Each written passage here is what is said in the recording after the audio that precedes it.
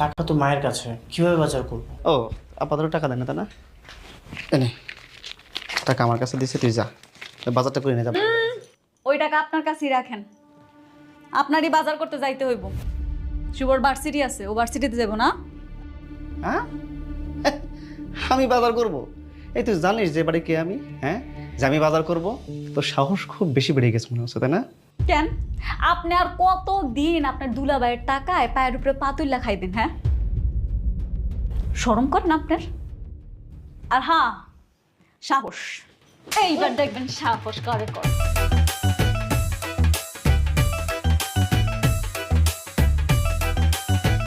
আমি আমি আমি না না এই কি যাবি বাজার করতে? বাজারে যাই, বাজারে। এই শোন, এখন থেকে বাজার কে করব? তুই আমি যা।